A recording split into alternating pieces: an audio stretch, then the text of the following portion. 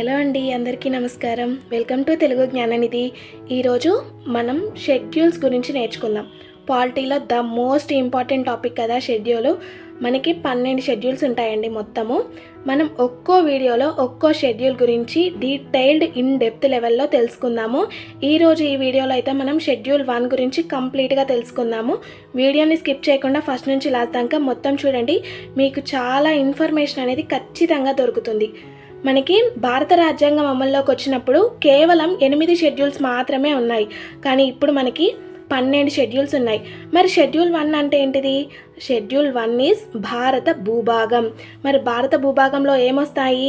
భారతదేశంలోని రాష్ట్రాలు మరియు భారతదేశంలోని కేంద్రపాలిత ప్రాంతాలు అండ్ ఆర్జిత ప్రాంతాలు.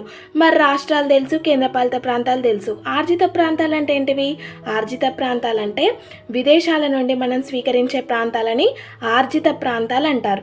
మరి ప్రజెంట్ ఇండియాలో ఆర్జిత ప్రాంతాలు ఉన్నాయా అంటే లేవు. కేవలం రాష్ట్రాలు, కేంద్రపాలిత ప్రాంతాలు మాత్రమే ఉన్నాయి.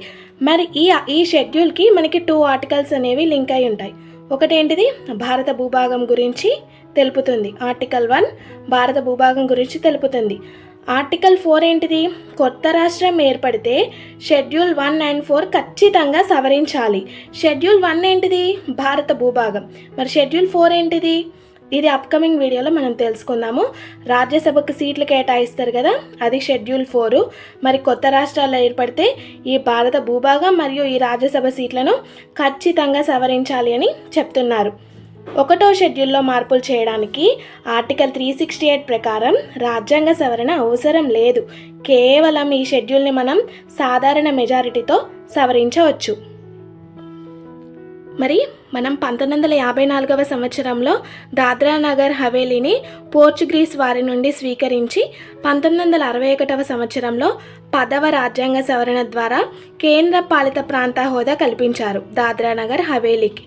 1974వ సంవత్సరంలో చోంగ్యాల్ రాజవంశం నుండి సిక్కింను స్వీకరించి 1975లో 36వ రాజ్యాంగ సవరణ ద్వారా 22వ రాష్ట్రంగా మనకి సిక్కింని ఏర్పాటు చేశారు. మనకు ఎప్పుడెప్పుడు ఏ రాష్ట్రాలు ఏర్పడ్డాయి, ఏ సవరణ ద్వారా రాష్ట్రాలు ఏర్పడ్డాయి కూడా మనం ఒక డీటెయిల్డ్ వీడియో అనేది చేద్దాము. ఇప్పుడు రీసెంట్ చూద్దాం. మనం ఢిల్లీకి ప్రత్యేక హోదా కల్పించారు. కేంద్రపాలిత ప్రాంతాల జాబితాలో ఢిల్లీకి ఒక ప్రత్యేక హోదా ఉంది. 69వ రాజ్యాంగ సవరణ చట్టం ద్వారా ఢిల్లీని నేషనల్ క్యాపిటల్ ఆఫ్ టెరిటరీగా గుర్తించారు. ఇది 1వ షెడ్యూల్లోనే నమోదు చేయబడింది. మరి సరిహద్దు దేశాల ఒప్పందాలు చూద్దాము. Land boundary agreements. మన దేశ భూభాగం వేరే దేశాలకు ఇవ్వాలన్నా 1వ షెడ్యూల్లో ఖచ్చితంగా మార్పులు చేయాలి.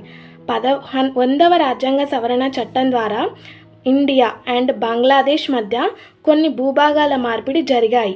దీనివల్ల వెస్ట్ బెంగాల్ మరియు మేఘాలయ, అస్సాం, త్రిపుర రాష్ట్ర సరిహద్దుల్లో మార్పులు అనేవి జరిగాయి. ఈ భారత్ బంగ్లాదేశ్ మధ్య మార్పిడి అయినప్పుడు ఈ రాష్ట్రాల సరిహద్దుల్లో కొన్ని మార్పులు అయితే జరిగాయని మనం చెప్పుకోవచ్చు. ఫస్ట్ షెడ్యూల్లో మనకి most important Berubari versus union of India case.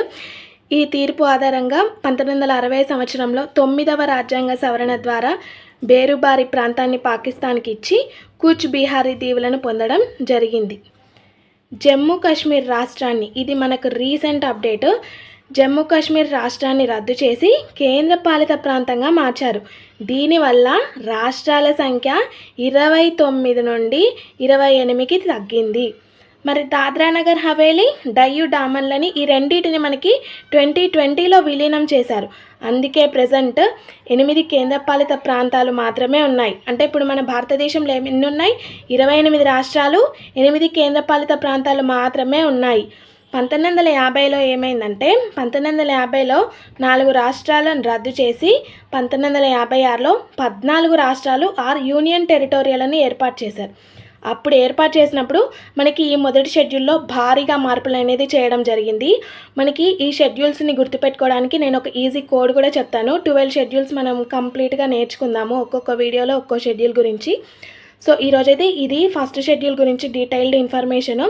ఈ వీడియో అయితే మీకు నచ్చిందని అనుకుంటున్నాను. నచ్చితే మాత్రం ఒక లైక్ చేయండి, షేర్ చేయండి. Thank you for watching video.